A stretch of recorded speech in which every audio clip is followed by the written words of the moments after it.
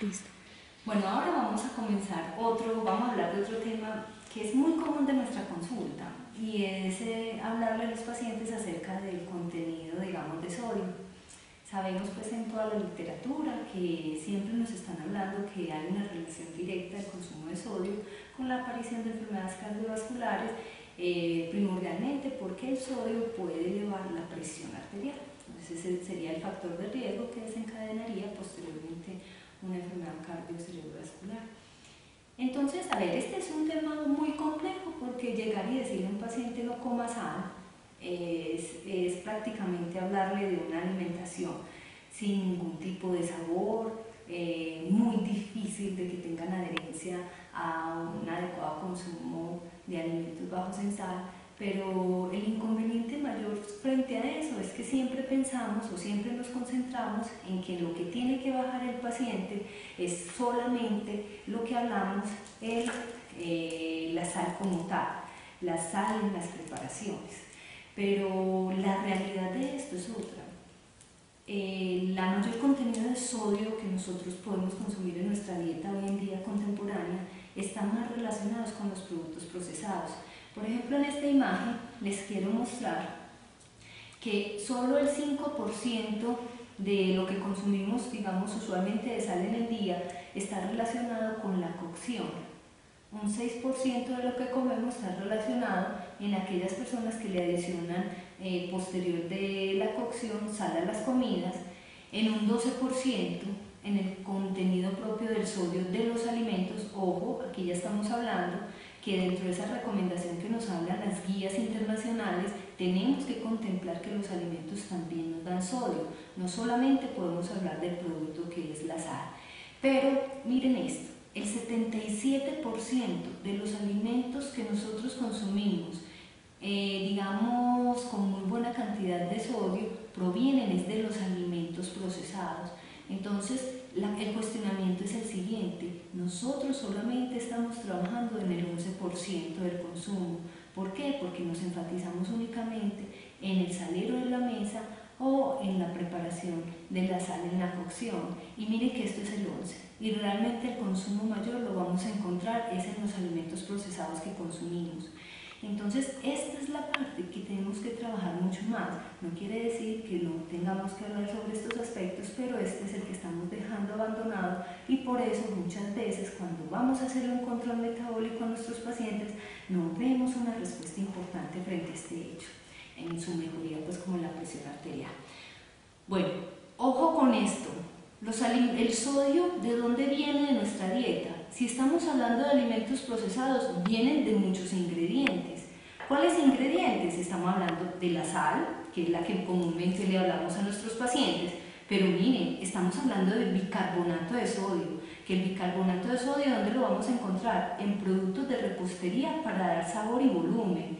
Entonces, ahora le decía a uno de mis compañeros, ¿quién piensa que los alimentos dulces son altos en sodio o tienen alto contenido, digamos, como de sal? Eso nunca se lo decimos al paciente. El nitrato de sodio, este es un conservante muy usual en los alimentos procesados. También está el nitrito de sodio, que es el conservante más utilizado en lo que son las carnes, porque fija también, además de conservar, fija también el color de las carnes. Está el benzonato de sodio, que es un conservante, el glutamato monosódico, y está el fosfato de sodio. Entonces, ojo, siempre estamos hablando de la sal, ojo con la sal, ojo con la sal, pero nunca estamos hablando de estos productos que son también altos en sodio. Entonces, aquí es en donde nosotros también nos debemos de concentrar para poder obtener una buena respuesta en la disminución del aporte de sodio y que eso se vea reflejado en los controles metabólicos que le hacemos a los pacientes. Partiendo, digamos, de este aspecto que es fundamental, tenemos que empezar a leer mucho más las etiquetas. Nosotros tenemos, digamos, dos panoramas. El paciente que queremos hacer prevención y no tiene todavía la aparición, pues como digamos, de alguna manifestación, un factor de riesgo, como la presión arterial, y tenemos los pacientes que ya presentan presión arterial importante.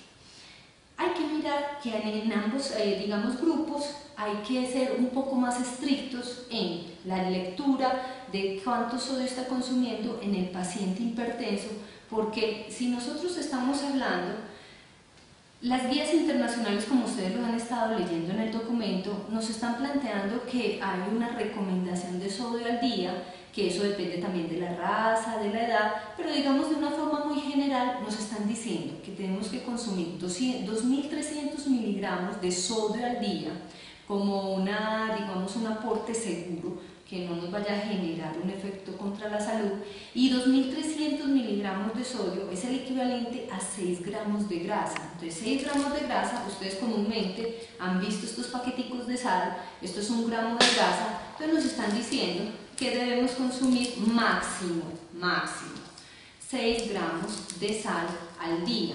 Pero la mejor, digamos, respuesta, digamos, de aporte de sodio para un paciente hipertenso, estaríamos hablando de 1.500 miligramos. Y aquí estoy hablando de 2.300 miligramos, que serían 6 gramos de sal. 1.500 miligramos de sal, estaríamos hablando de 3 gramos y medio. Miren que es muy diferente, estamos hablando del paciente hipertenso, que ya deberíamos estar hablando de una restricción de sodio más importante, y en el consumo habitual de sodio estaríamos hablando de 6 gramos de sal como una dosis segura. Pero la realidad es esta, estos son el aporte de 1.500 miligramos de sodio representado en sal, pero ya sabemos que no solo la sal lo tiene. Estos serían 2.300, pero esta es la cantidad real que las investigaciones nos están mostrando que estamos consumiendo en nuestro patrón alimentario, que son 12 gramos de sal. Entonces, pasar de una lengua que tiene una percepción, se llama una percepción organoléptica, lo que le produce en el sabor en su boca, el ingrediente de la sal, de 12, a pasarlo a 1.500 miligramos, que es la evidencia clínica que nos está diciendo que tiene el mejor efecto en la reducción de la presión arterial, la realidad es que se hace muy difícil una buena adherencia en la dieta. Por eso se habla en promedio de 2.300 miligramos. Estoy hablando en pacientes adultos. En pacientes de niños, ustedes ya lo tienen en la literatura, estamos hablando entre 1.000 y 1.500 miligramos de aporte de sodio al día para que no tenga un efecto contra la salud. Entonces, ya hemos mandado varios mensajes. El primero es que no solo la sal es lo que tenemos que hablar como fuente de sodio. Y el segundo es que el aporte de sodio ideal es entre 2.300 miligramos, digamos, en promedio. Hablemos ahora en la realidad de los alimentos. De las cosas que quiero plantearles hoy es que en el mercado ya podemos encontrar una infinidad de productos de sal, que me están hablando de sal marina, me están hablando de una sal fortificada con ácido fólico y hierro, que es una sal muy buena porque igual me está dando un aporte de vitaminas y minerales, me lo están enriqueciendo. Estamos hablando de una sal al barbecue, que ya viene que es sal con sabor a humo, hay una serie pues como de productos, y tenemos los que hablamos light, con menos contenido de sodio.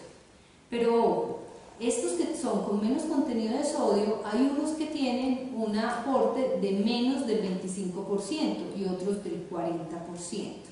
Entonces, ojo, no es simplemente hay que clarificarle al paciente, por eso vuelvo y reitero que es fundamental enseñarles a leer la etiqueta nutricional, que el que diga bajo en sodio está dando el mismo aporte disminuido, ¿no? Hay dos tipos en el mercado, hay uno con menos aporte de sodio y otro lo reduce al original, pero no es como tan restringido el sodio. Y lo otro es que, ojo, por ejemplo, que es el que tiene un 40% menos de aporte de sodio, tiene un aporte alto en potasio. Entonces, en pacientes con enfermedad renal no se debe exagerar, no necesariamente se debe plantear esto como una opción en la reducción de sodio en la dieta, porque le podríamos estar incrementando el potasio y podríamos pues estar no beneficiándolo pues en su tratamiento renal. Ya para estos casos, por ejemplo, ya en la parte mucho más clínica, sí les recomiendo que deben de buscar a alguien que los pueda ayudar, como el nutricionista dietista, para que él pueda de una forma mucho más definida al patrón individual del paciente cuáles son los requerimientos de sodio que necesita y cómo los va a controlar. Digamos el mensaje que quiero dar con toda esta sal, a excepción de estas dos: cualquier tipo de sal que no diga que está reducido tienen el mismo aporte de sodio. No quiere decir que la sal marina tiene menos, entonces más saludable, que esta que está fortificada tiene menos sodio o esta es la parrilla. Todos tienen igual cantidad de sodio, por eso no se puede, se debe también hacer la recomendación de moderación en ellos. Esto es con los productos de sal, ¿cierto?, que encontramos en el mercado. Otro, quiero hablar del nuevo snack usual de oficina que encontramos hoy en día. Anteriormente el maní su consumo no era tan masivo como hoy en día.